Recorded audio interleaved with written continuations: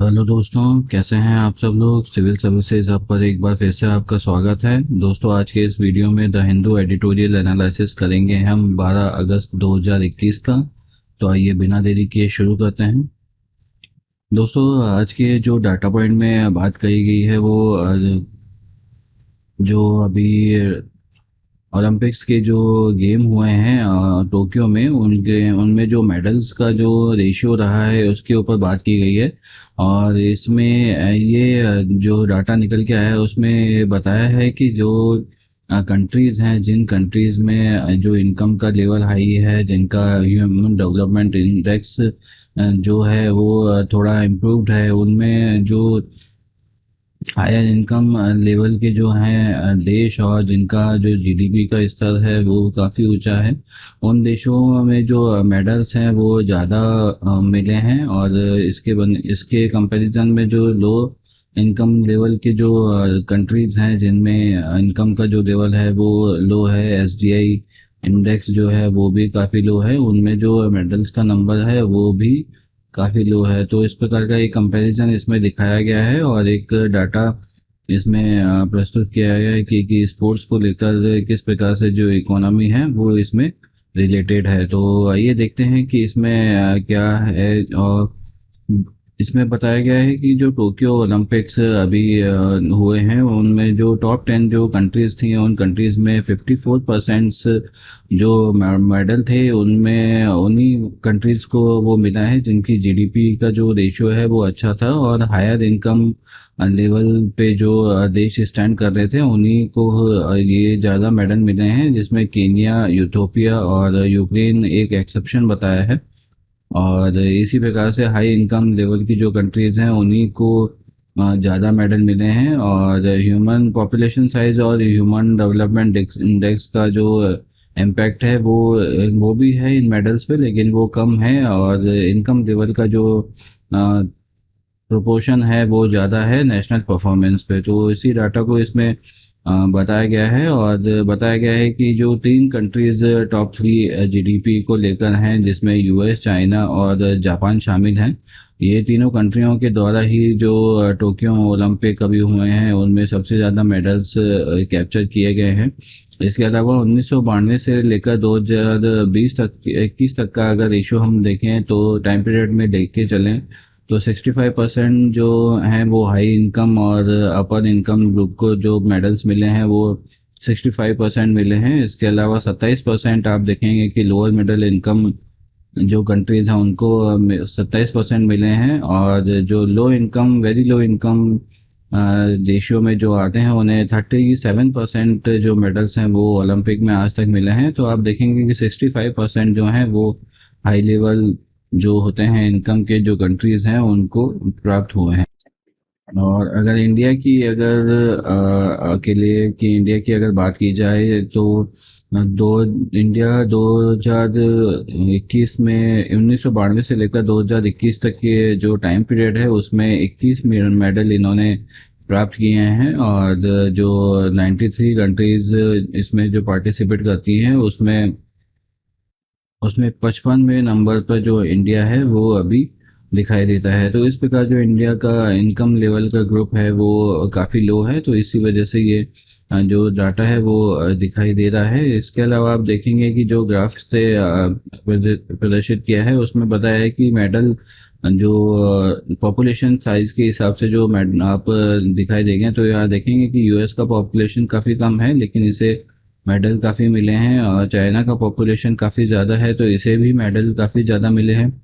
Russia का भी population ठीक है लेकिन इसे भी मेडल्स जो हैं वो काफ़ी मिले हैं। और ये पूरा एरिया आप देखेंगे कि यहाँ पर जो पॉपुलेशन का साइज है वो काफ़ी ज़्यादा है लेकिन यहाँ पर जो मेडल्स का नंबर है वो काफ़ी कम दिखाई दे रहा है। तो इस प्रकार से जो पॉपुलेशन का जो इम्पैक्ट है मेडल्स पे वो बहुत ही लो है या नेग्लिजिबल कंपैरिजन में आप इसे देख पाएंगे। दूसरे और इकोनॉमी का जो साइज है, इकोनॉमी का साइज का बहुत बड़ा इम्पैक्ट इसमें यहाँ पे दिखाई दे रहा है। एक स्टीप स्लोप है, इसमें आप देखेंगे यूएस की इकोनॉमी बहुत अच्छी है तो उसका मेडल का लेवल भी बहुत अच्छा है।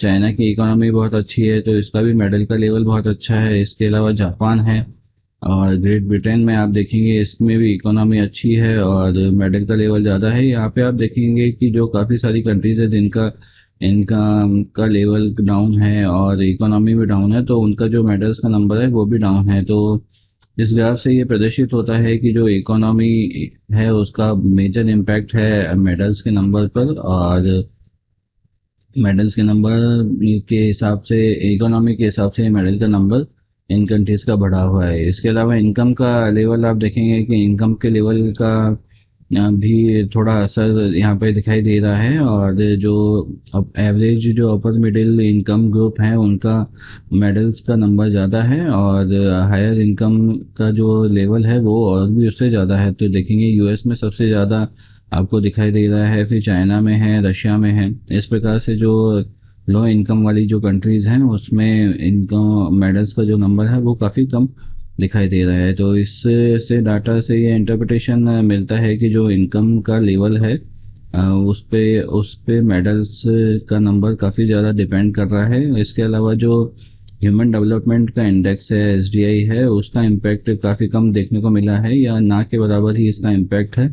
आप देखेंगे यूटोपिया का एसडीआई काफ़ी अच्छा है लेकिन इसका मेडल्स का नंबर कम ही रहा है। इंडिया का भी काफ़ी अच्छा है तो इनका भी कम ही रहा है। चाइना यहाँ पे एक एक्सेप्शन की जैसे आप दिखाई देना, तो एसडीआई का जो इम्पैक्ट है वो मेडल्स के नंबर पर लो है। तो इस प्रकार से आप देखेंगे कि इस जो आज के डाटा पॉइंट में जो ये बात कही गई है वो यही कही गई है कि इकोनॉमी को लेकर जो कंसर्न देशों में रहता है वो उसका कहीं ना कहीं जो प्रदर्शन पर काफ़ी फ़र्क पड़ता है, और हायर लेवल जो कंट्रीज़ हैं इनकम के तौर पर उनमें मेडल्स का नंबर भी हायर रहता है। दोस्तों इसका जो, अगर आप इनकम लेवल से अगर इसकी तुलना मेडल मेडल नंबर की करें तो हो सकता है कि जो इनकम का लेवल होता है वो इनकम के लेवल पर आप देखेंगे कि जो इसकी प्रिपरेशन करनी होती है वो प्रिपरेशन काफ़ी सारी जो कंट्रीज़ हैं उन कंट्रीज़ में अवेलेबल नहीं होती प्रॉपर तरीके से। और प्रॉपर तरीके से जब कोई भी, मान लीजिए ये प्रिपरेशन अवेलेबल नहीं होती है, तो जो भी स्पोर्ट्समैन होते हैं, जो भी खिलाड़ी होते हैं, वो अपने लेवल पर ही प्रिपरेशन करने के लिए मजबूर होते हैं। ऐसे लेवल में जो कंट्रीज़ होती हैं उन कंट्रीज़ में आप देखेंगे कि जो हायर लेवल के जो इनकम ग्रुप कंट्रीज हैं उनमें ये प्रिपरेशन करने में कोई प्रॉब्लम नहीं आती होगी। तो हो सकता है इस डाटा का जो इंटरप्रिटेशन है वो इसी तरफ इशारा कर रहा हो कि हाई लेवल का जो इनकम ग्रुप होता है वो प्रिपरेशन करने में या प्रैक्टिस करने में या ट्रेनिंग करने में काफ़ी सफल होता है, इसी वजह से उन्हें मेडल्स भी ज़्यादा मिलते हैं। दूसरी ओर जो ओलंपिक्स से रिलेटेड जितने भी ग्रुप्स हैं या जितने भी खेल हैं उन खेलों में जो भी इंक्लूड होते हैं स्पोर्ट्स, उन स्पोर्ट्स पर जब तक कोई सिग्निफिकेंट अगर अगर नज़र नहीं आता है तो तब तक उस स्पोर्ट्स को आगे नहीं बढ़ाया जाता है। कोई जो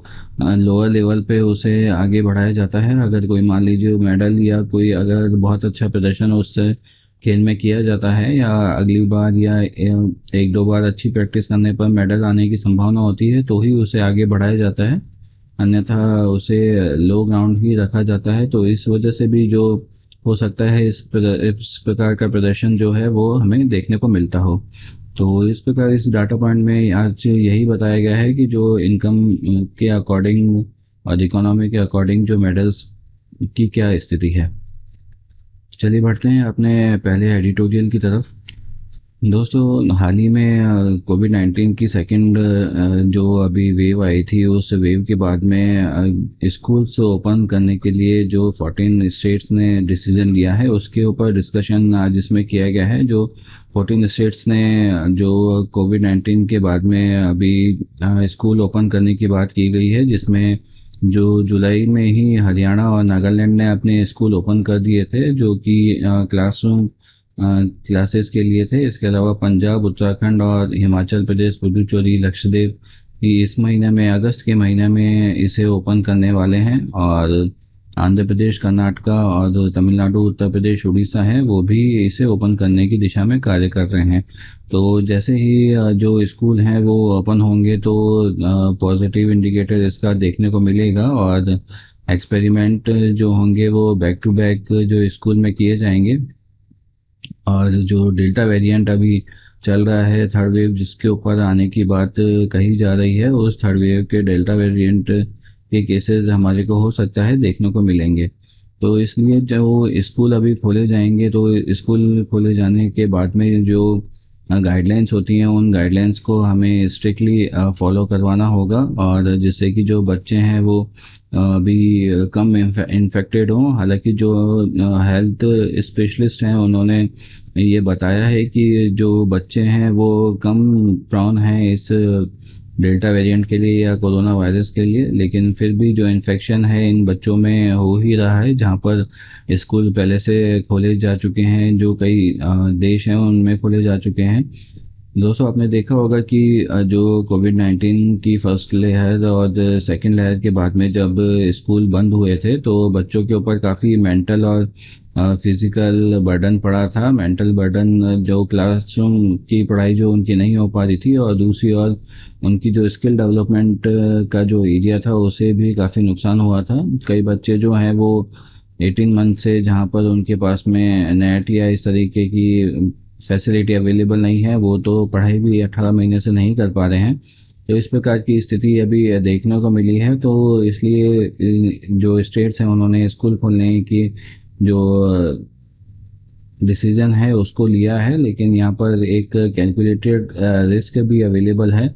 और उस कैलकुलेटेड रिस्क को मिनिमम करने के लिए जो हमें कोरोना की गाइडलाइन है उसके अकॉर्डिंग ही वर्क करना होगा और उसे स्ट्रिक्टली फॉलो करना होगा।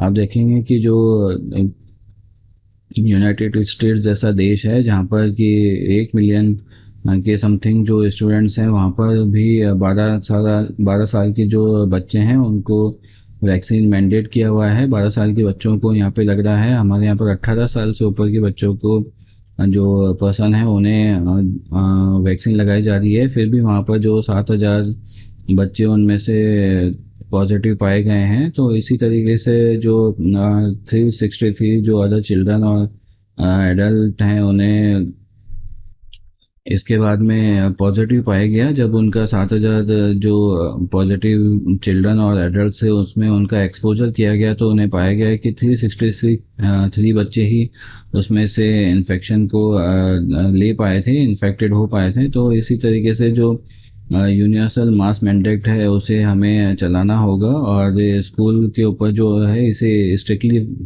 लागू करवाना होगा, तभी जाके ये इस प्रकार का रिजल्ट हमें देखने को मिलेगा। जहाँ पर भारत में 250 मिलियन जो बच्चे हैं वो स्कूलों में पढ़ते हैं, और इनकी सुरक्षा का जो जिम्मेदारी है वो स्टेट गवर्नमेंट को और सेंट्रल गवर्नमेंट को उठानी होगी, जिससे कि जो डेल्टा वेरिएंट है वो डेल्टा वेरिएंट बच्चों को इन्फेक्टेड नहीं कर पाए, और कम से कम इन्फेक्शन हमारे को देखने को मिले। तो इसी प्रकार से आप देखेंगे कि काफ़ी सारी जगह पे जहाँ स्कूल खोले गए हैं वहाँ पर पॉजिटिव केसेस देखने को मिले हैं, लेकिन ये हो सकता है कि एक वो पहले से ही पॉजिटिव हों या किसी लापरवाही के चलते वो ऐसे पॉजिटिव आए हों। तो इस स्थिति से निपटने के लिए हमें चाहिए कि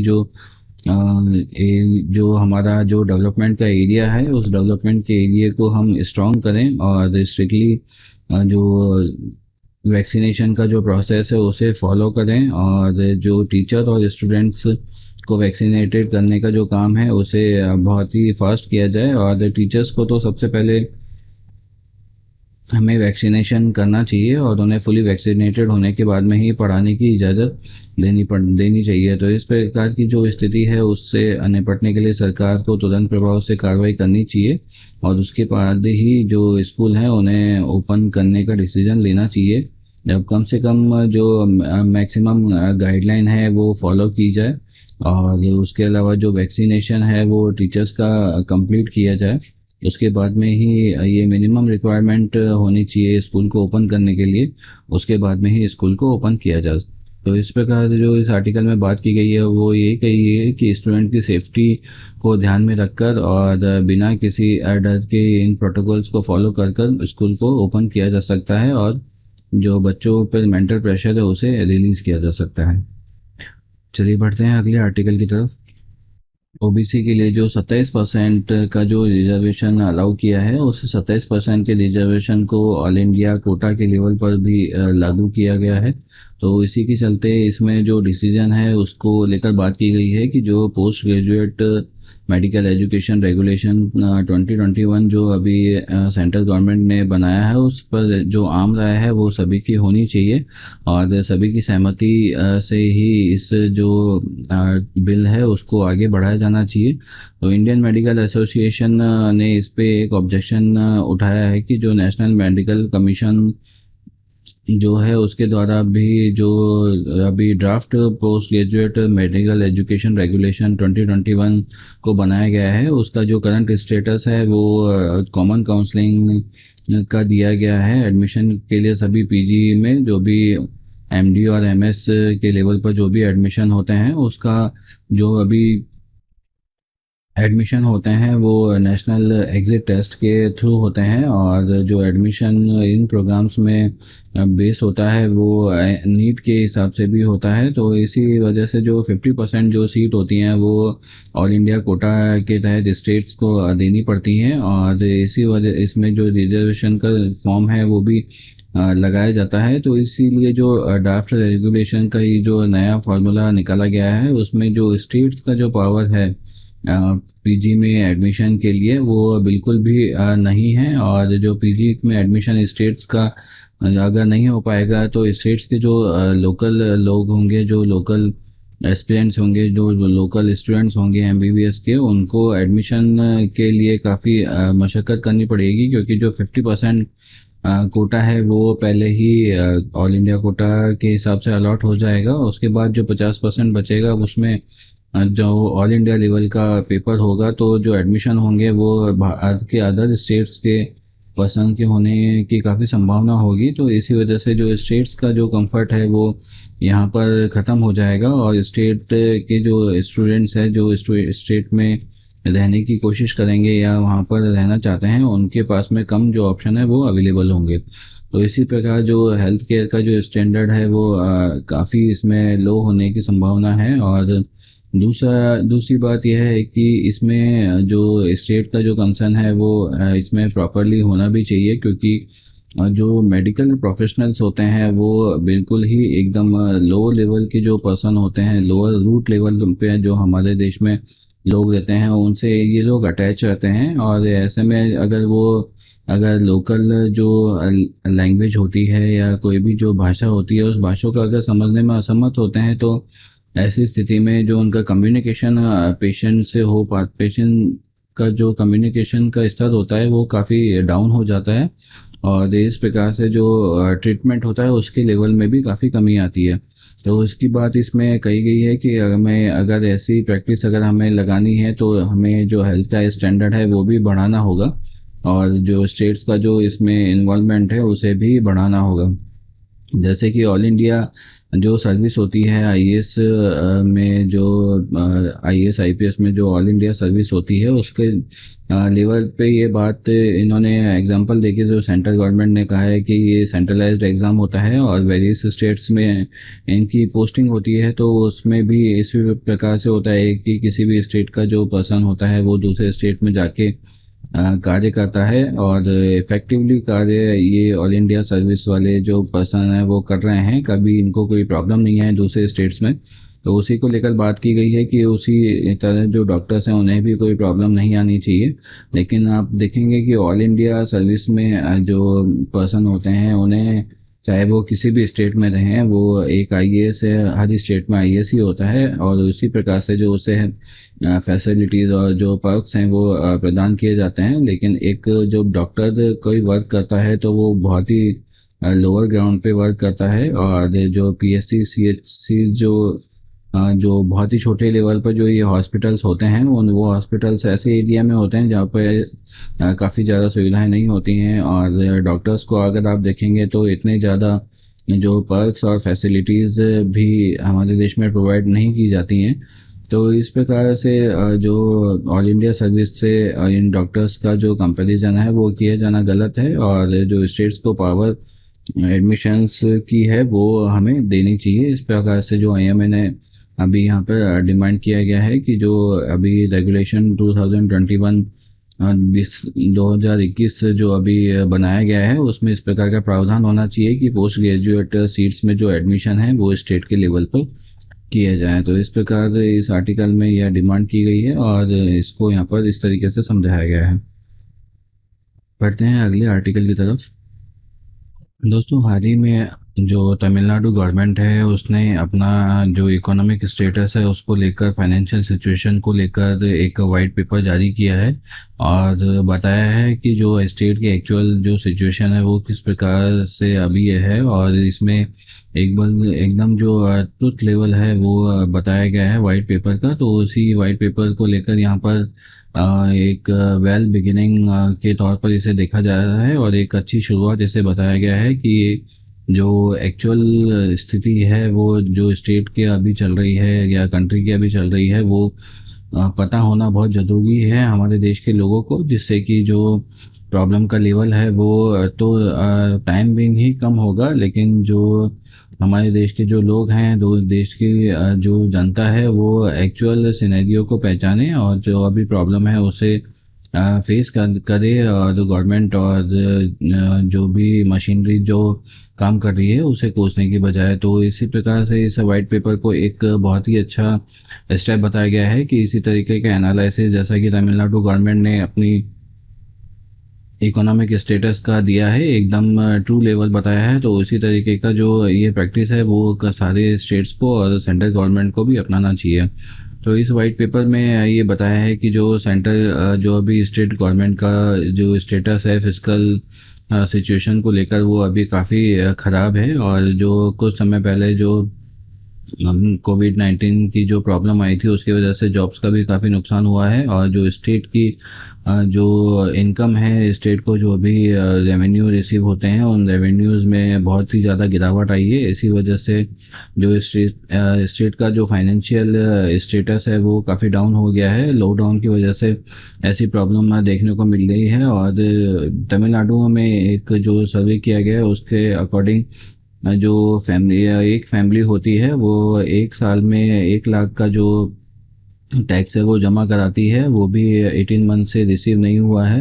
और उसके अलावा जो 1.6 लाख की जो सब्सिडी है वो सब्सिडी स्टेट गवर्नमेंट के द्वारा अभी जो वहाँ पर फैमिली है वो दी जा रही है। तो इसी प्रकार से ना तो टैक्स की रिसीविंग हो रही है और इन लोगों के सर्वाइवल के लिए स्टेट को जो सब्सिडी भी देनी पड़ रही है। इस प्रकार से 1 लाख और 1.6 लाख जो इन्हें देने पड़ रहे हैं, तो 2.6 लाख का जो भार है वो स्टेट गवर्नमेंट के ऊपर पड़ रहा है। तो इसी वजह से जो ये जो भार है वो लोन और जो अन्य जो डेब्ट हैं उनको यूज़ कर इसे पूरा किया जा रहा है। तो उसी का कंसर्न इसमें दिखाया गया है कि जो स्टेट गवर्नमेंट है उसकी इनकम भी नहीं है, और इनकम नहीं होने की वजह से जो एक्सपेंस हैं वो लगातार बढ़ते जा रहे हैं इस कोविड के दौर में। दूसरा जो बताया है वो सेंट्रल गवर्नमेंट का कंट्रोल बताया है। सेंट्रल गवर्नमेंट ने जो फ्यूल है उस पर 32 से 33 रुपए जो सरचार्ज किया हुआ है, और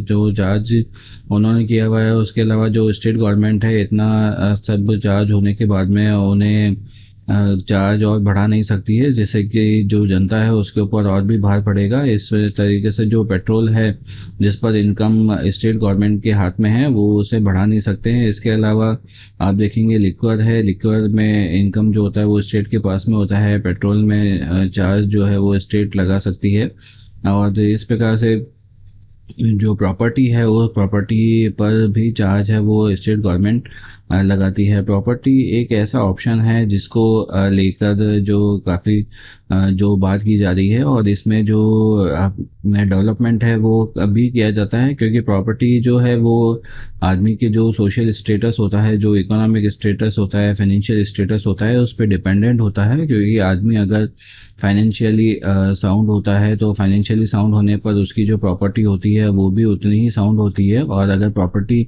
फाइनेंशियली स्टेबल पर्सन की अगर प्रॉपर्टी साउंड होगी तो उसके ऊपर टैक्स लगाने में या उससे ज़्यादा टैक्स लेने में भी कोई प्रॉब्लम नहीं होती है। इसी पे तो इसीलिए प्रॉपर्टी का जो टैक्स है उसके ऊपर वर्क करने की ज़रूरत है। हमारा जो अभी फाइनेंशियल जो स्टेटमेंट आया था, इकोनॉमिक सर्वे जो आया था, उसमें भी जो हमारे इकोनॉमिक एडवाइज़र थे मिस्टर सुब्रमण्यम, उन्होंने इस बात को बताया था कि जो अभी प्रॉपर्टी पे जो टैक्स है उसके ऊपर करने की या उसके ऊपर काम करने की स्टेट को सेंटर को दोनों को ज़रूरत है।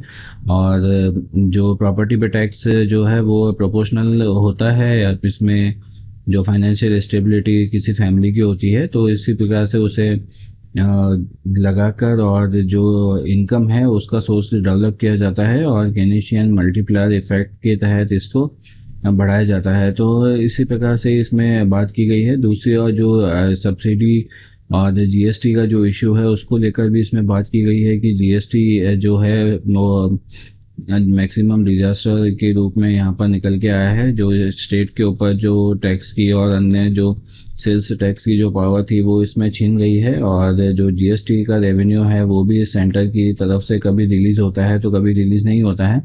इन सारी प्रॉब्लम्स को देखते हुए जीएसटी जो है वो एक मेजर प्रॉब्लम निकल कर आया है। और दूसरी ओर जो सब्सिडीज़ हैं अभी कोरोना के दौर में जो सब्सिडीज़ वो हैं वो मैक्सिमम लेवल पर देनी पड़ रही हैं। जो पुअर लोग हैं वो टैक्स भरने के केपेबल नहीं हैं, लेकिन उन्हें सब्सिडी पूरी चाहिए होती है। तो उसी वजह से जो स्टेट गवर्नमेंट है उसके ऊपर काफ़ी इसमें जो भार है वो बढ़ गया है, और रेवेन्यू का जो सोर्स है वो बहुत ही मिनिमम हो गया है, और दो तीन चीज़ों पर ही इसमें जो रेवेन्यू है वो डिपेंडेंट हो गया है। तो इसी प्रकार इसमें बात की गई है कि जिस प्रकार का इकोनॉमिक सिनेरियो अभी तमिलनाडु का प्रदर्शित किया गया है, हालांकि वो काफ़ी खराब है, पुअर है, लेकिन एक सच्चाई को यहाँ पर दिखाया गया है, जिससे कि वहाँ की जनता है वो थोड़ी अवेयर होगी कि हमारी स्टेट की जो स्थिति है वो इस प्रकार की अभी बनी हुई है। तो इसीलिए भविष्य में वहाँ के जो चीफ मिनिस्टर हैं एम के स्टालिन, उनके द्वारा वर्क किया जाएगा, और वर्क कर निश्चय ही इस वाइट पेपर को पिंक पेपर में चेंज किया जाएगा, जो कि अच्छी आशाओं को लेकर आएगा। तो इस आर्टिकल में ये बात बताई गई है कि तमिलनाडु ने इस प्रकार का जो स्टेप उठाया है वो एक काबिल तारीफ स्टेप है। कुछ इस आर्टिकल में कुछ स्टेटमेंट जिन्हें दिए गए हैं उनको आप ध्यान में रखिएगा। जैसे कि यहाँ पर जो अभी बात की गई थी 1 लाख जो है वो tax every month every year वहाँ के लोग पर फैमिली के द्वारा दिया जाता है। इसके अलावा जो 1.5 लाख की सब्सिडी है वो स्टेट गवर्नमेंट के द्वारा प्रोवाइड की जाती है, जिसमें हेल्थ केयर आता है, ट्रांसपोर्ट आता है, एजुकेशन है, वाटर है। इनसे रिलेटेड जो सब्सिडी है वो हर साल 1.6 लाख की दी जाती है, जिसमें 2.6 लाख जो है वो पर फैमिली गवर्नमेंट के ऊपर भार पड़ रहा है। तो इस भार को जो स्टेट गवर्नमेंट है वो लोन और जो स्टेट का जो कंसोलिडेटेड फंड होता है उसके द्वारा इसे पूरा कर रही है। तो जीएसटी के इंट्रोडक्शन के बाद में जो स्थिति है वो और भी ज़्यादा ख़राब हो गई है, क्योंकि जो स्टेट के पास में इनकम का कोई और सोर्स बचा नहीं है। सेल्स टैक्स का जो रेवेन्यू है सारा सेंटर के पास में चला जाता है। तो इसी प्रकार से जो बल्क का जो टैक्स है वो स्टेट गवर्नमेंट के पास में उसका पावर नहीं रहता है। इसके अलावा जो टैक्स पे प्रॉपर्टी पे जो टैक्स है, फ्यूल पे जो टैक्स है और अल्कोहल पे जो टैक्स है वो स्टेट गवर्नमेंट के पास में रहता है, और स्टेट गवर्नमेंट के पास में प्रॉपर्टी पे टैक्स को लेकर अभी कोई मेजर डेवलपमेंट इसमें नहीं है, क्योंकि जो प्रॉपर्टी का जो प्रॉब्लम है वो इवोल्यूशन पे डिपेंडेंट है, और इवोल्यूशन जो है वो प्रॉपर तरीके से नहीं हो पा रहा है। इसीलिए जो मिस्टर सुब्रमण्यम जो हमारे इकोनॉमिक एडवाइज़र हैं उन्होंने ये सलाह दी थी कि सैटेलाइट या जो भी टेक्निक हमारे पर अवेलेबल है जिससे कि हम टेक्नोलॉजी का यूज़ करके इस एवोल्यूशन को कर सकते हैं, तो उससे जो एक्चुअल सिनेरियो है वो हमें देखने को मिल सकता है, तो उसका हमें यूज़ करना चाहिए। और जो प्रॉपर्टी पे टैक्स है उसका यूज़ करके हमें रेवेन्यू जनरेट करना चाहिए। दूसरी ओर जो फ्यूल है, फ्यूल पर सेंट्रल गवर्नमेंट पहले ही 32 से 33 रुपए का सेस लगा देती है, तो इसी वजह से जो स्टेट गवर्नमेंट है वो और इसे बढ़ाकर पेट्रोल डीजल पर अपने जो स्टेट के जो लोग हैं उन्हें परेशान नहीं करना चाहती, और जो वहाँ के लोग हैं उन्हें और टैक्स का बर्डन नहीं देना चाहती है। तीसरी और जो अल्कोहल है उस पर भी जो टैक्स है वो लिमिटेड है, हालांकि इससे जो स्टेट की गवर्नमेंट की जो कमाई है वो हो रही है। तो एक प्रॉपर सोर्स अगर देखा जाए तो अल्कोहल ही इसमें बच रहा है, एक प्रॉपर जो इनकम का सोर्स उसके पास में बचा है। इसी प्रकार से जो ये वाइट पेपर है उसमें इसी प्रकार की जो हाइलाइट्स हैं उन्हें बताया गया है कि जो लोकल बॉडीज़ की जो पावर है उसे डिवोल्यूट करने की भी ज़रूरत है।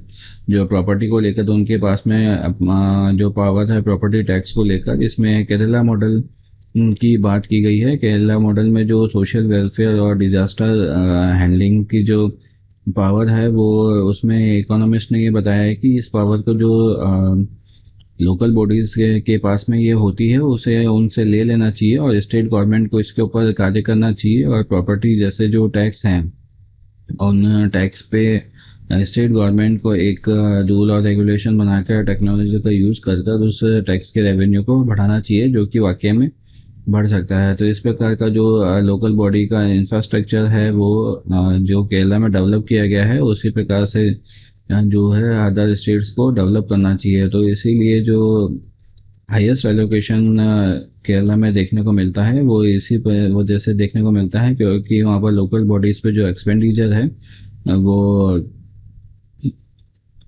किया जाता है और वहाँ पर जो टैक्स है वो रेवेन्यू वहाँ पर जनरेट किया जाता है। तो इसी प्रकार से इस आर्टिकल में कुल मिलाकर यही बात की गई है कि तमिलनाडु ने ये जो स्टेप उठाया है वो काफ़ी अच्छा स्टेप उठाया है। काफ़ी समय बाद, या यूँ कहिए पहली बार ही एक्चुअल सिनेरियो किसी स्टेट का देखने को मिला है उसके इकोनॉमिक सर्वे में। तो निश्चय ही एम के स्टालिन जो वहाँ के सीएम है उनके द्वारा इसकी और कार्य किया जाएगा और इसे चेंज करने की कोशिश की जाएगी अगले 5 सालों में। और तमिलनाडु का जो इकोनॉमिक स्टेटस है वो सुधर के आएगा। अदर स्टेट्स को भी इनसे सीखना चाहिए और एक्चुअल सिनेरियो जो है, एक्चुअल जो स्थिति है उससे अपने स्टेट के लोगों को अवगत कराना चाहिए, जिससे कि वो लोग समझ सकें कि किस प्रकार की स्थिति स्थिति से जो अभी देश है वो चल रहा है और जो गवर्नमेंट है, जो वहाँ की जो गवर्नमेंट प्रयास कर रही है उनके ऊपर और स्टेट की जनता के ऊपर भी उसका भार है। चलिए बढ़ते हैं अगले आर्टिकल की तरफ। दोस्तों, आपने अभी कुछ समय पहले देखा होगा कि यूपी जो हमारा स्टेट है उसमें जो गलती से इन कुछ पेशेंट्स को कोवैक्सीन पहली डोज के रूप में लगाई गई थी, लेकिन सेकंड डोज के रूप में उन्हें कोविशील्ड लगा दी गई थी। तो उसी को लेकर इसमें चर्चा हुई थी। आईसीएमआर ने जब इसके रिजल्ट को देखा उन 18 लोगों में, उनके जो ब्लड सैंपल को टेस्ट किया गया तो जो इम्यूनिटी रेस्पॉन्स है वो उनमें बेहतर पाया गया। तो इसी प्रकार आईसीएमआर ने एक प्रिडिक्शन दिया कि अगर डोज को मिक्स करके लगाया जाए तो डोज को मिक्स करके लगाए जाने पर बेटर इम्यूनिटी डेवलप होती है। साथ ही जो बूस्टर डोज है उसके ऊपर भी इसमें काम किया गया था और ये बताया गया है कि जो पेशेंट है जिन्हें डबल डोज लगाई गई है और जो कोरोना से ठीक होके पेशेंट आए हैं उनमें जो इम्यूनिटी का डेवलपमेंट है वो काफ़ी ज़्यादा है। तो इसी प्रकार से जिससे अगर कोई पेशेंट को 2 डोज लगाने के बाद में एक निश्चित अंतराल के बाद में बूस्टर डोज लगाई जाती है तो उसमें एक परमानेंट इम्यूनिटी डेवलपमेंट हम देखने को मिल सकता है। तो उसी की बात इस आर्टिकल में ब्रॉड लेवल पे की गई है कि जो वर्ल्ड हेल्थ ऑर्गेनाइजेशन ने भी इस प्रकार की जो बूस्टर डोज है उसके इम्प्लीमेंटेशन की बात की गई है, चाहे वो मॉडर्ना की हो चाहे फाइजर की हो। अभी जो दोनों दो डोज का जो रेशियो चल रहा है उसमें 30 दिन से लेकर जो 90 दिन तक का गैप है, इस गैप को हमें सेकेंड डोज में या थर्ड डोज में बढ़ाना होगा, जिससे कि जो इम्यून सिस्टम है, जो इम्यून रेस्पॉन्स है वो डेवलप हो सके। जो कई जो अभी वैक्सीन चल रही हैं उन वैक्सीन में सबसे कम लेवल का जो डिफरेंस है, टाइम डिफरेंस है, वो अभी देखने को मिल रहा है। सारी कंपनीज जो इस टाइम डिफरेंस को कम कर रही हैं, लेकिन इम्यूनोलॉजिकल अगर तरीके से अगर देखा जाए तो अगर हम इसका परमानेंट डेवलपमेंट अगर बॉडी में चाहते हैं तो उस परमानेंट डेवलपमेंट के लिए 4 से 6 महीने का जो टाइम गैप है वो हमारे पास में होना चाहिए, तभी जो इस प्रकार का इम्यूनोलॉजिकल डेवलपमेंट है वो हमें बॉडी में हो पाएगा। काफ़ी सारी जो वैक्सीन्स है वो उसमें इसी तरीके से होता है, जैसे कि डिप्टीरिया है, पर्टिसिस, वूफिंग कफ है, टिटनेस है, हेपेटाइटिस बी है, हेपेटाइटिस ए है और पेपिलोमा वायरस है। हेपेटाइटिस की सारी डोज हैं, उसमें जो बूस्टर डोज आपको पता है दी जाती है, तो वो 6 महीने से 12 महीने के बीच के बाद में दी जाती है। और इसी बूस्टर वायरस को देने पर जो डेवलपमेंट होता है वो काफ़ी परमानेंट होता है, और इसके बाद में बूस्टर के बाद में फिर फर्दर डोज लगाने की ज़रूरत नहीं होती है। लेकिन जो भी वैक्सीन इसमें हमारे को देखने को मिलती है, उस वैक्सीन में आप देखेंगे कि अगर रेगुलरली अगर इंटरवल पर लगाई जाती है वैक्सीन किसी बीमारी में, तो उसमें इम्यून जो सिस्टम है वो उस प्रकार से रेस्पॉन्स नहीं कर पाता है, और उसका डेवलपमेंट नहीं हो पाता है, और बार बार उस वैक्सीन को हमें लेना पड़ता है, जिसमें कि जो टाइम इंटरवल होता है वो बहुत ही कम होता है। इसी वजह से जो उसमें डेवलपमेंट होता है वो नहीं हो पाता है। कई कई जो बीमारियां हैं जिसमें 5 से 10 साल के बाद में भी जो वैक्सीन है वो लगाया जाता है, तो इसी प्रकार से जो परमानेंट वैक्सीनेशन का स्टेट है वो कभी कभी हमें नहीं मिल पाता है। तो इसीलिए जो टाइम पीरियड है और परमानेंट लॉन्ग टर्म जो इम्यूनिटी डेवलपमेंट का काम है वो इसमें करना चाहिए, और बूस्टर डोज को इम्प्लीमेंट भी किया जाना चाहिए। और जो करंट शेड्यूल है वो इसी तरीके से बहुत ही लो लेवल का है। जॉनसन एंड जॉनसन में आप देखेंगे तो 1 डोज के बाद में सिस्टम जो फाइजर में देखेंगे तो 2 डोज और 3 डोज का जो डिफरेंस है वो 2 से 3 वीक का है, और अदर जो डोज है उसमें 4 वीक से ज़्यादा का किसी में भी शायद नहीं है। जो भारत में जो ये डिफरेंस है वो भी लगभग मैक्सिमम जो दिया हुआ है वो 60 से 90 दिन का दिया हुआ है। तो इसी प्रकार से जो इंटरवल है बहुत कम है, इसे बढ़ाकर 6 से 12 महीने हमें करना चाहिए, ताकि जो एंटीबॉडीज़ का डेवलपमेंट है वो प्राइमरी डोज के बाद में मैक्सिमम हो पाए, और जब सेकंड डोज लगे तो वो जो डेवलपमेंट है वो एंटीबॉडी का परमानेंट हो जाए, और परमानेंट इम्यूनिटी हमें प्राप्त हो। परमानेंट इम्यूनिटी हमें प्राप्त होने पर ही जो बूस्टर डोज है उसका जो हमें फ़ायदा है वो मैक्सिमम लेवल पर मिल पाएगा। और परमानेंट इम्यूनिटी डेवलप होने पर भी जो ये कोविड-19 का पेंडेमिक अभी चल रहा है इससे हमें राहत मिल पाएगी। तो इस बात को इसमें बहुत ही गहरे रूप में बताया गया है, और दबाव देकर इस बात को बताया गया है कि जो बूस्टर डोज है उस बूस्टर डोज का हमें यूज़ करना चाहिए। और यूनाइटेड स्टेट्स और इसराइल जैसे जो देश हैं वो भी इसी और अभी देख रहे हैं कि जो किस प्रकार से जो बूस्टर डोज है वो लगाए जाने चाहिए। और कंपनीज का जो स्टैंड है वो अभी यही है कि जो हमारी जो डोजेज हैं वो सबसे ज़्यादा बिकें और जल्दी जल्दी उसमें बिक जाएं, क्योंकि टाइम पीरियड कम होगा तो जो सेकंड डोज है वो तुरंत ही लगानी होगी 1 महीने या 2 महीने के गैप में।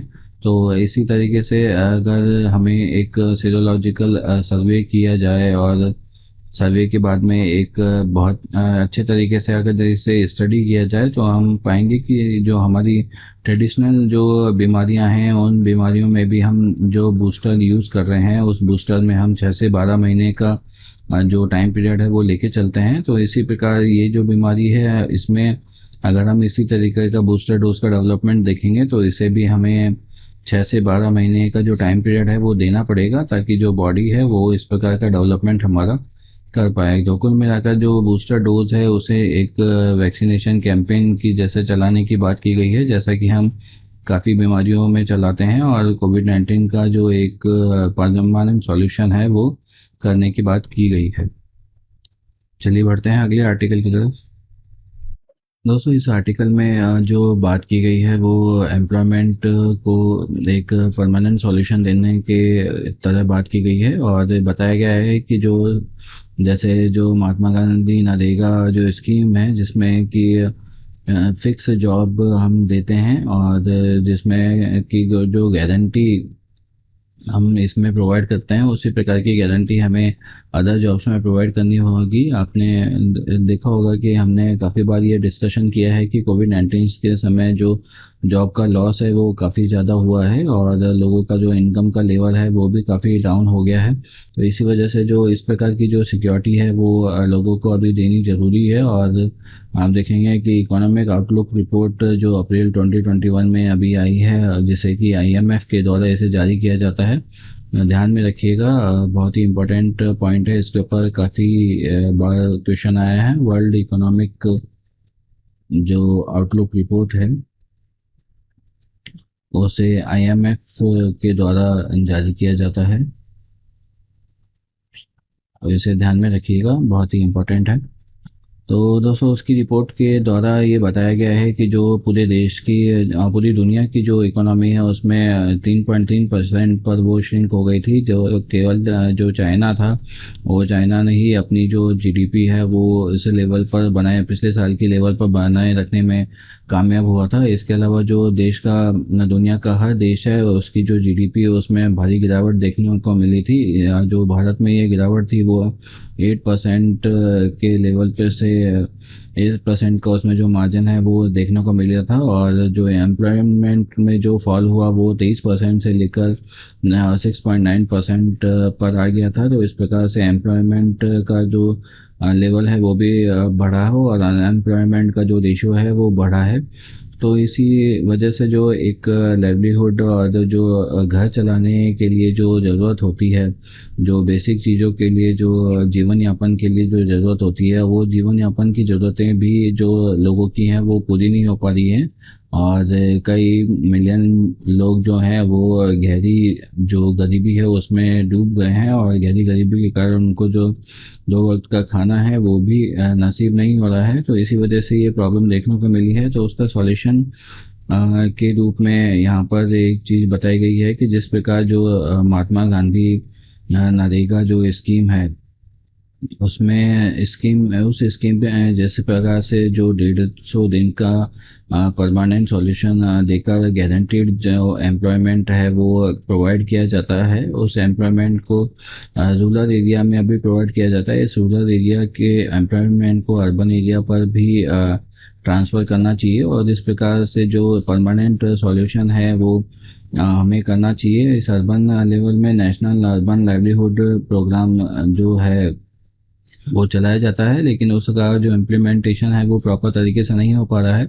और इसमें कंपलसरी जो जॉब है वो भी अवेलेबल नहीं है। लेकिन जो नरेगा है वो उसमें जो महात्मा गांधी नरेगा है उसमें जॉब्स की गारंटी है। और एक मिनिमम वेजेस पे भी इसे अर्बन लेवल पर लागू करने से जो जॉब की सिक्योरिटी है वो कम से कम 150 दिन की, या जितना भी नरेगा में डिसाइड होगा, इसलिए स्कीम में डिसाइड होगा उस लेवल पर अगर उन्हें जॉब मिलेगा तो इतने दिन का कम से कम उन्हें सिक्योरिटी मिलेगा। और अगर इस सिक्योरिटी के तौर पर अर्बन लेवल पे भी काम भी हो पाएगा और जो अर्निंग है वो भी इन लोगों की हो पाएगी, जिससे कि ये लोग अपना घर चलाने में कामयाब होंगे।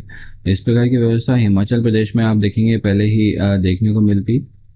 हिमाचल प्रदेश ने ऐसा ही एक मुख्यमंत्री जो शहरी आजीविका गारंटी स्कीम पहले चलाई थी, उस स्कीम के तहत जो 120 डेज का जो उन्हें जॉब है वो प्रोवाइड किया जाता था। अर्बन लोकल बॉडीज़ के द्वारा इसका इम्प्लीमेंटेशन किया गया था। तो इसी प्रकार से जो सेंटर या स्टेट हैं उन स्टेट गवर्नमेंट्स को भी इस प्रकार की स्कीम चलाकर एक जो निश्चित जॉब है वो इन लोगों को उपलब्ध कराया जाना चाहिए, जिन लोगों के पास में अभी जॉब की बिल्कुल ही कमी हो गई है, जॉब बिल्कुल ही नहीं है।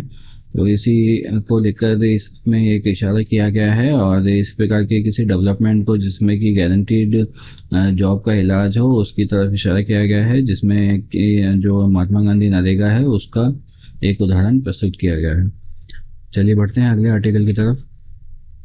दोस्तों इस आर्टिकल में जो बात की गई है वो अभी आप देखेंगे कि मेजर ध्यानचंद को भारत रत्न से नवाजने की बात की गई है, जो कि एक स्पोर्ट्स पर्सन थे और जो देश के प्रति सजग होते हैं, देश को प्यार करने वाले पेट्रियोटिक होते हैं, वो भी जो उसका उनकी भी भावना उनके अंदर थी। तो इसी को लेकर जिसमें बात की गई है कि जो प्राइम मिनिस्टर हैं उन्होंने अभी 6 अगस्त को जो राजीव गांधी खेल रत्न पुरस्कार था उसका नाम बदलकर मेजर ध्यानचंद खेल रत्न पुरस्कार कर दिया है।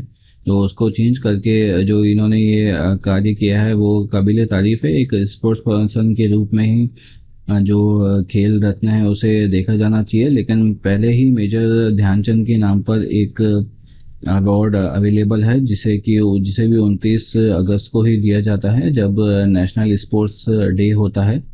तो इस पे जो अवार्ड दिया जाता है वो मेजर ध्यानचंद नेशनल लाइवलीहुड और अचीवमेंट लाइफ टाइम अचीवमेंट का अवार्ड ये दिया जाता है। और लाइफ टाइम अचीवमेंट का जो अवार्ड होता है उसमें उसी दिन सेम दिन ही दिया जाता है। तो इसी प्रकार से वन पर्सन के नाम पर टू अवार्ड्स हैं वो अभी इसमें दिए गए हैं। और इसका जो हॉकी का जो प्रदर्शन था भारतीय टीम का, मैन और वुमेन दोनों को लेकर, हालांकि वुमेन को कोई मेडल नहीं मिला, वो चौथे नंबर पे आए थे, लेकिन जो स्पिरिट से वो वहाँ पर खेले हैं, जो इम्प्रूवमेंट उनके खेल में देखने को मिला है, उस खेल को देखकर ही ये डिसीजन लिया गया है कि हॉकी के एक मेजर पर्सनालिटी के नाम पर इस अवार्ड को रखा गया है। लेकिन ये जो दो अवार्ड इनके नाम पर अभी चल रहे हैं, उन दोनों अवार्ड्स को डिस्टिंग्विश करना बहुत जरूरी है, या फिर जो दूसरा जो लाइफ टाइम का जो अवार्ड है, लाइफ टाइम अचीवमेंट का अवार्ड है, उसका नाम चेंज कर कर हाल ही में जो एक्सपायर हुए हैं मीका सिंह, उनके नाम पर भी किया जा सकता है। इस प्रकार का सजेशन भी इसमें दिया गया है।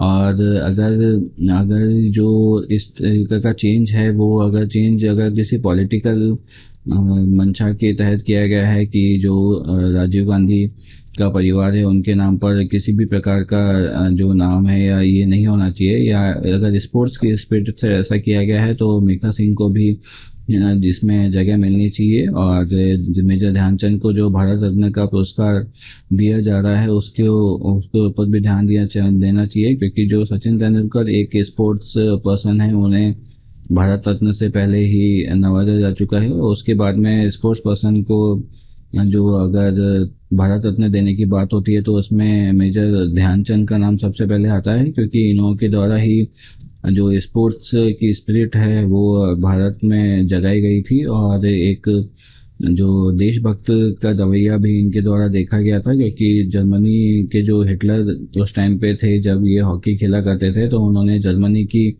जो नागरिकता इन्हें लेने के लिए कहा था और वहाँ पर एक परमानेंट जॉब भी ऑफर किया था, लेकिन इन्होंने हमें अपने देश में रहकर खेलना और देश के लिए खेलना ही ज़्यादा ठीक समझा और उसे ही स्वीकार किया। तो इस तरीके से स्पोर्ट्स को एंकरेज करने के लिए जो इस प्रकार के कार्य किए जा रहे हैं उन्हें करना चाहिए। और एक स्पोर्ट्स का जो नेशनल करिकुलम सेट करके एनसीईआरटी को बुक्स में भी इसे इंक्लूड करना चाहिए, जिससे कि जो स्पोर्ट्स को लेकर एक देशभक्ति की जो स्पिरिट है वो स्टूडेंट्स में डेवलप हो सके। और किताबें पढ़ने के साथ साथ लोग अगर स्पोर्ट्स में भी अगर रुचि लेते हैं तो उन्हें भी आगे बढ़ने का एक अवसर प्राप्त हो, जिससे कि अगर मान लीजिए कोई सब्जेक्ट अगर स्पोर्ट्स पे रखा जाता है और उस पर बाकायदा टेस्टिंग के जरिए अगर कोई रिजल्ट निकल के आता है, तो हमें देश में और जो छुपी हुई प्रतिभा है उसे खोजने में मदद मिलेगी। अगर वो नंबर के आधार पर एक स्पोर्ट्स का जजमेंट प्रॉपर तरीके से किया जाए और मार्क्स अलॉट किए जाएं, तो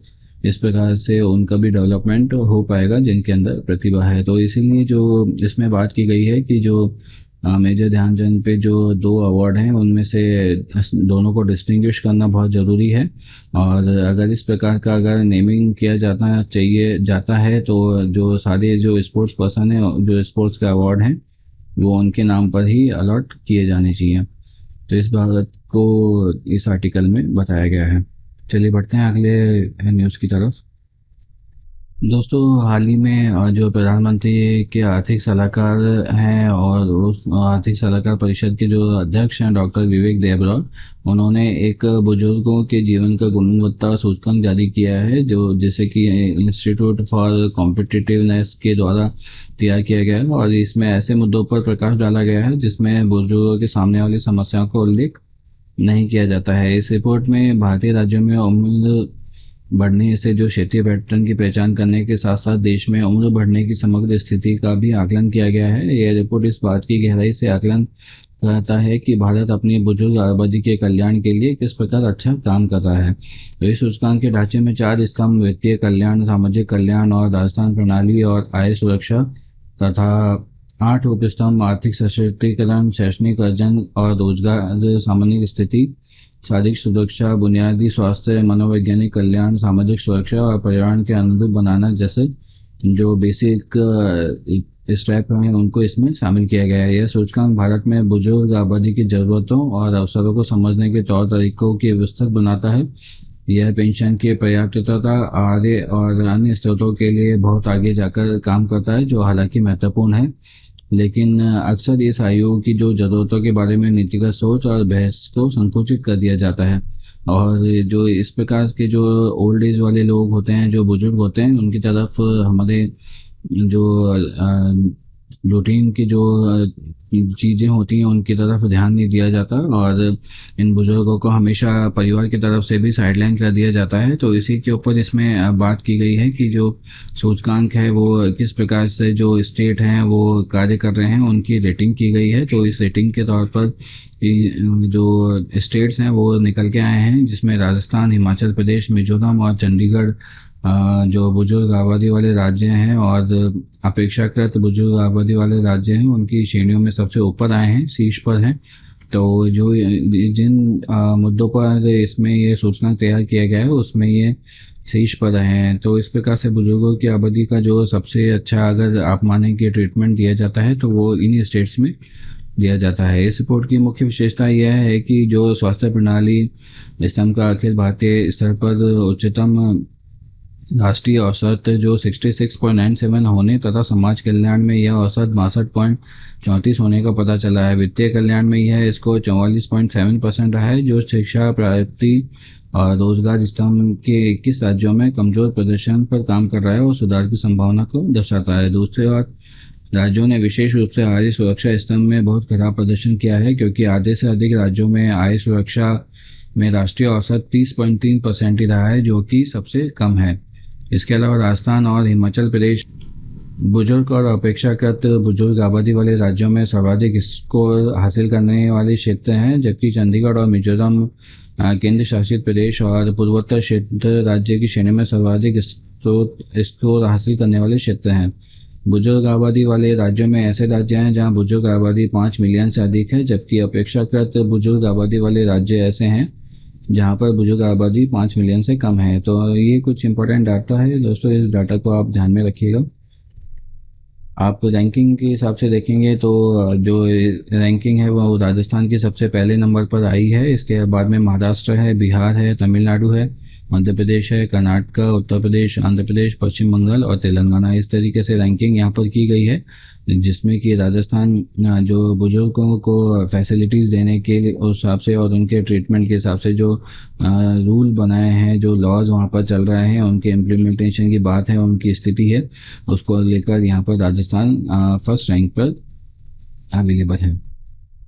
दोस्तों इसके अलावा अगली न्यूज़ में आप देखेंगे कि जनजातीय कार्य मंत्रालय औरंगाबाद ने एक नई अनूठी पहल शुरू की है। इसमें जो वृक्ष बंधन योजना के अंतर्गत औरंगाबाद के 1100 जनजातीय महिलाएं रक्षाबंधन के लिए देसी पेड़ों के बीज से राखी बना रही है। यह वन क्षेत्र बढ़ाने और जलवायु परिवर्तन से निपटने के लिए अनोखा योगदान है। इसमें ध्यान में रखिएगा, इस योजना का नाम वृक्ष बंधन योजना है और औरंगाबाद के द्वारा ये योजना चलाई जा रही है। और इसमें जो 1100 जनजातीय महिलाएं हैं वो देसी पेड़ जो होते हैं उनके बीज से, उनके सीड से जो है वो राखी बनाई जाएगी और इस राखी को वितरित किया जाएगा। महिला किसान मंच की 1100 सदस्यों ने देसी बीजों से राखी बनाने की बात सोची है। गौ आधारित परंपरागत खेती संबंधी परियोजना का उद्देश्य जनजातीय समुदाय के परंपरागत पारिस्थितिकीय ज्ञान को सुरक्षित और पुनर्जीवित करना, रासायनिक कृषि के नकारात्मक प्रभाव से रक्षा करना इसका मेन उद्देश्य है।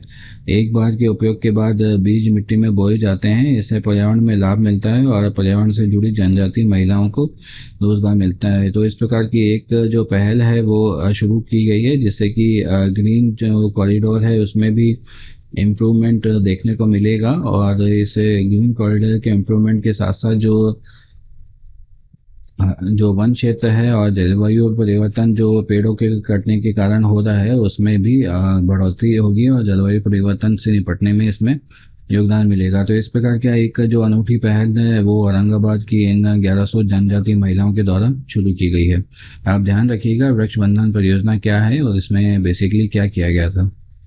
दोस्तों अगली न्यूज़ में आप देखेंगे कि जो अभी इसरो के द्वारा एक नवीनतम प्रक्षेपण के एक अर्थ ऑब्जर्वेशन सैटेलाइट लॉन्च किया जाना है, जिसके कि EOS-03 सैटेलाइट का नाम है। तो इस सैटेलाइट के द्वारा जो ऑन बोर्ड प्रोपल्शन प्रणाली है उसका इसमें उपयोग करके इसे भू स्थिर कक्षा में स्थापित किया जाएगा। भू स्थिर कक्षा में स्थापित करने के लिए इसमें GSLV F10 के द्वारा जियो सिंक्रोनाइज ट्रांसफर ऑर्बिट का जो उपयोग है इसमें किया जाएगा। और इस सैटेलाइट के द्वारा जो प्राकृतिक आपदाओं और प्रासंगिक घटनाओं के साथ साथ किसी भी तरह की अल्पकालिक घटनाओं को त्वरित निगरानी करने के लिए इसको उपयोग में लिया जाएगा। तो इस प्रकार से जो भू से संबंधित, आज से संबंधित जितने भी प्रॉब्लम्स हमारे देखने को मिलते हैं उन प्रॉब्लम्स को इसमें सुलझाया जाएगा। और उपग्रह में कृषि, वानिकी, जल निकायों के साथ साथ आपदा चेतावनी, चक्रवात निगरानी, बादल फटने जैसे आंधी तूफान की निगरानी आदि की जो प्रॉब्लम है वो उसको इसमें प्रेडिक्ट किया जाएगा और उसके बारे में जानकारी दी जाएगी इस उपग्रह के द्वारा, जो कि अभी हाल ही में इसका प्रक्षेपण किया जाना निर्धारित है। तिथि इसकी अभी निर्धारित नहीं की गई है, लेकिन जल्द ही यह प्रक्षेपण के लिए तैयार होगा, इसका प्रक्षेपण किया जाएगा। और इसके द्वारा जो भी डाटा उपलब्ध करा जाएगा उससे देश को इस प्रकार की जो आपदाएं हैं उनकी चेतावनी प्रदर्शित करने में और उसका प्रबंधन करने में जो है मदद मिल पाएगी। तो इसीलिए इस सैटेलाइट को लॉन्च किया जाएगा। तो दोस्तों, आज के द हिंदू एडिटोरियल एनालिसिस में बस इतना ही। आपको यह वीडियो कैसा लगा हमें कमेंट बॉक्स में ज़रूर बताइएगा। साथ ही अगर आपके पास हमारे लिए कोई सुझाव हो तो उसे भी कमेंट बॉक्स में बताइएगा। इस वीडियो को लाइक कीजिएगा और अगर चैनल को आपने अब तक सब्सक्राइब नहीं किया है तो इसे सब्सक्राइब भी कीजिएगा, जिससे कि जो नई वीडियो हैं उनका नोटिफिकेशन आपको हाथों हाथ मिल जाएगा। इसके साथ ही फेसबुक, ट्विटर और इंस्टाग्राम पे हमें फॉलो भी कीजिएगा। आज के लिए बस इतना ही। कल आपसे फिर मुलाकात होगी, तब तक अपना और अपनों का ख्याल रखिए। जय Hind and thanks for watching.